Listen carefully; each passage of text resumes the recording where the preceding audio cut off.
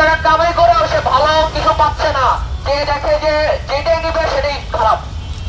এটা কেন হচ্ছে সমাজে? কারণ সে কষ্ট করে পড়াশোনা করে যখন একটা নারীর হাত ধরতে যায় তখনই দেখে সে আগে আরো 10টা ছেলের সাথে ঘুরে বেড়ায় চলে আসে। একইভাবে একটা মেয়ে যখন একটা ভালো ছেলেকে খুঁজতে যায় দেখা যায় যে সমাজে আরো 10টা মেয়ের সাথে আগে থেকে মিশে আসছে। এটা কি আমাদের সভ্যতা হতে পারে?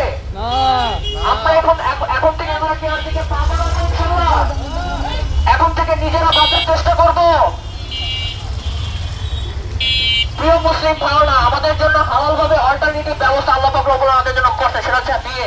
আমরা বিয়ের দিকে অগ্রসর হই। বিয়ে নিয়ে সমাজে কথা হয় না কেন? অশ্লীলতা কেন কথা হয়? ভালোবাসা দিবস নিয়ে কেন কথা হয়?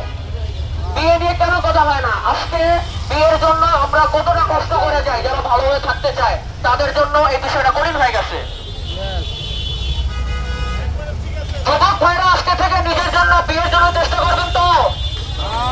এইসব অশ্লীলতার পিছনে পড়বেন আপনারা। এখন থেকে এই অশ্লীলতার পিছনে আমরা কেউ করবো না ইনশাআল্লাহ। তাকবীর! তাকবীর! তাকবীর!